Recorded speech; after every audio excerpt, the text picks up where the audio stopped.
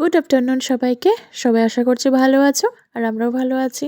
তো এর আগের ব্লগে বলেছিলাম যে এরপরে যে ব্লগটা আসতে চলেছে সেটাতে অবশ্যই দেখাবো যে আমরা যে 22 ফিটের রাম দেখতে যাব সেটারই প্ল্যানিং মানে হঠাৎ করেই হয়েছে আর কি।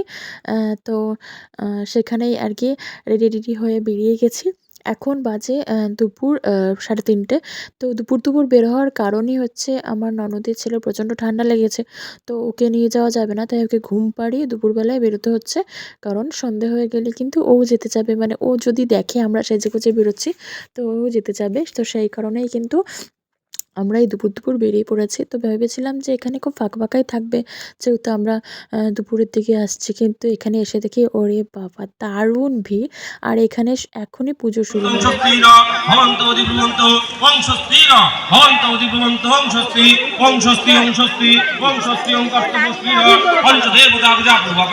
সপরিবারের সহিত শ্রীরামচন্দ্র পূজা করমাহং স্বস্তি ন ভবন্ত অধিব্রুবন্তং স্বস্তি ন ভবন্ত অধিব্রুবন্ত।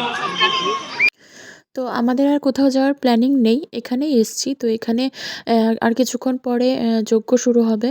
তো অত দেরি আমরা করতে পারবো না, কারণ সন্ধ্যের আগে বাড়ি ফিরতে লাগবে। সন্ধ্যেবেলায় বাড়িতে প্রদীপ জ্বালাবো, সেগুলো তো মানে রেডি করতে হবে, কিছুই করা হয়নি।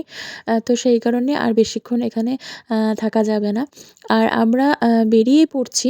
তো মোটামুটি মানে যেখানে পুজো হচ্ছে সেখান থেকে মেবি কিছুটা এগিয়ে এসছি।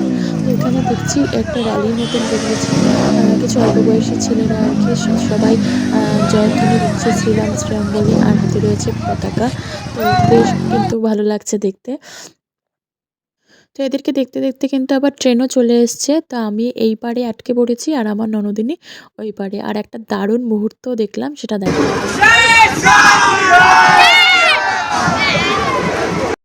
ট্রেনের মধ্যেও যারা ছিল তারাও জোরে মানে চিৎকার করছে ওর পার থেকে জয় শ্রীরাম বলে, আর এদিক থেকেও চিৎকার করছে সবাই জয় শ্রীরাম বলে। তো একটা খুব সুন্দর দুর্ধর্ষ মুহূর্ত, একদম গায়ে কাটা দেওয়ার মতন। তো আমি মোটামুটি ওই পারে যাবো, সেই মুহূর্তেই দেখি আবার এখানে মানে বেশ জোরে বক্সে গান বাজানো হয়েছে আর সবাই একসাথে পতাকা হাতে নিয়ে নাচানাচি করছে। তো খুব সুন্দর লাগছিল, খুব ভালো লাগছিল এই দৃশ্যটা দেখতে। তো আমি তোমাদের সাথে এত সুন্দর একটা নাচের ভিডিও শেয়ার করলাম, কিন্তু তার সাথে কোনো গান শেয়ার করতে পারলাম না। তার কারণ হলো তোমরা তো জানোই কপিরাইট পড়ে যাবে। তো সেই কারণেই তো মোটামুটি ওদের নাচ-টাচ দেখে রেল লাইনের এপারে দেখি কিছু ভাজা-পোড়ার দোকান বসেছে। তো আমার ছেলের জন্য একটা পাঁপড় কিনলাম। মেয়ে এখান থেকে ১ বাটি ঘুগনি খেলো। তো তারপর আমরা কিন্তু বাড়ি চলে এসেছি। আর আসার পথেই দেখি আমাদের মন্দিরে প্রসাদ বিতরণ হচ্ছে। তো সেখান থেকে কিন্তু আমরা ৩ জনে, মানে আমি, আমার ছেলে, মেয়ে ৩ জনে আর ননদিনীও ছিল। ৪ জনে প্রসাদ নিয়ে একদম সোজা কিন্তু বাড়িতে চলে এসেছি। তো গরম খিচুড়ি খেয়ে নিয়ে এখন কিন্তু লেগে পড়েছি হাত পা ধুয়ে একদম পুজোর কাজে আর কি। মানে সন্ধ্যের যে প্রদীপ দেওয়া হবে, সন্ধে প্রায় লেগেই গেছে। তো এটার একটু সাজসজ্জা করেই তারপর আমি আ সন্ধেটা দিয়ে নেব। সন্ধে দেওয়া হয়ে গেলে তারপর কিন্তু মানে প্রদীপের তেল সলতা সব রেডি করে সন্ধে দেব। সন্ধে-টন্ধে দেওয়া হয়ে গেলে তারপর আস্তে এগুলা জ্বালিয়ে মানে দেওয়ারের সামনে, ঠাকুর ঘরে সব জায়গায় দিয়ে দেব। আর আমার বর কিছু মোম এনে দিয়েছে। তো সেগুলোও বলেছে যে জ্বালিয়ে দিও। তো আমার ছেলে-মেয়ে তো খুব মানে খুশি আর কি, খুবই আনন্দ পাচ্ছে। তো সেই কারণে পুরো ডেকোরেশনটাই ওদের জন্য আরও করা আর কি, যাতে ওরা আরেকটু খুশি হয়। কারণ বাচ্চা-কাচ্চা খুশি হলেই কিন্তু আমাদের ভীষণ ভালো লাগে, তাই না? মা-বাবার ভীষণ ভালো লাগে। তো সেই কারণেই ওদেরই সমস্তটা আর কি, কী করবে না করবে প্ল্যানিং এতদিন ভরে। তো ওদের জন্যই কিন্তু এত কিছু করা।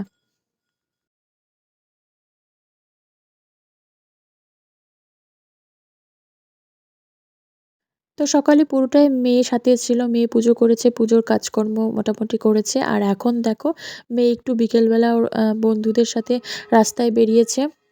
আর এখন বিকেলবেলা রয়েছে ছেলের সাথে। কারণ এখন ওর খেলার টাইম নয় আরকি। সবাই মোটামুটি সন্ধ্যা লেগে গেছে, তো বাড়ি চলে গেছে। তো মেয়েও চলে এসছে বাড়িতে, ও হাত পা ধুচ্ছে। তো তার আগেই দেখো ছেলে আমার সাথে হাতে হাত লাগিয়ে প্রদীপ গোছাচ্ছে, থালায় ফুল দিচ্ছে। বাচ্চা মানুষের এই তো আনন্দ। তো ঠিকঠাক করে রাখতে পারছে না, আবার আমি রাখলেও কিন্তু রাগারাগি করছে। তো দেখো এখানে সুন্দর করে থালার মধ্যে ফুল দিয়ে সাজিয়ে সবকটা প্রদীপে সলতে দিয়ে তেল দিয়ে দিয়েছি। তো এই যে এখানে আমার সন্ধে দেওয়া হয়ে গেছে আর কি। তো এখন আস্তে আস্তে প্রদীপগুলো জ্বালিয়ে তারপর কিন্তু সব স্থানে স্থানে দিয়ে দেবো।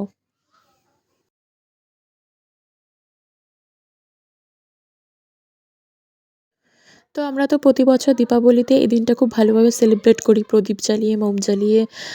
তো আজকে একটা সেই দিন, মানে দীপাবলি ছাড়াও আজকে একটা নতুন দিন আর কি। জীবনে ১ম এভাবে সেলিব্রেট করছি। তো এটা আমার ছেলেমেয়ের জন্য বেশ খুব একটা ভালো আর কি উৎসাহের একটা ব্যাপার। তাছাড়াও নিজেদেরও একটা ভালো লাগছে যে একটা খুব সুন্দর দিন আজকে আর কি। তো দিনটাকে সুন্দরভাবে সাজিয়ে গুছিয়ে আরও সুন্দর করে তোলার জন্য আরও বেশি ভালো লাগছে। আর ওরা আনন্দ পাচ্ছে এটা দেখে আরো বেশি ভালো লাগছে। তো দেখো এখানে প্রদীপ-টদীপ সব জ্বালিয়ে দিয়েছি। এখানে আমার মেয়ে মানে বজরংবলী ছবির সামনে প্রদীপ নিয়ে বসে রয়েছে আর কি। একে, একে ও কিন্তু সুন্দর করে সব সাজিয়ে দেবে আর।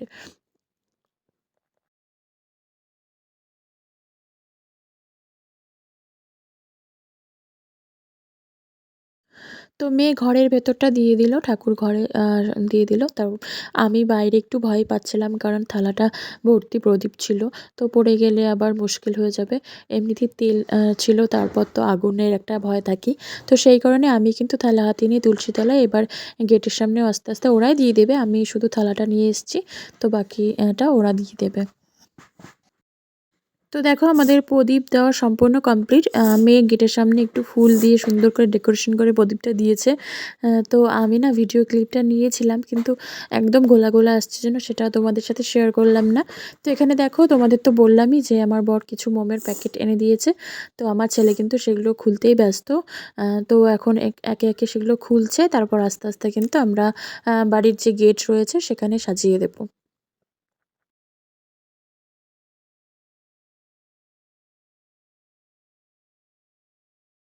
তো আজ দুপুরে যে আমরা গিয়েছিলাম যেখানে আর কি ২২ ফিটের রাম মন্দির আর কি দেখতে, রাম দেখতে। তো সেখানে তো সকাল থেকে একদমই যাওয়ার প্ল্যানিং ছিল না, হঠাৎ করেই প্ল্যানটা হয়েছিল। তো ভেবেছিলাম যে এমনি একটু যাচ্ছি বাচ্চা-কাচ্চার মন রক্ষা করতে। কিন্তু সেখানে গিয়ে সত্যিই আমাদের এত ভালোভাবে মানে সম্পূর্ণ টাইমটা সেলিব্রেট করেছি কি বলব।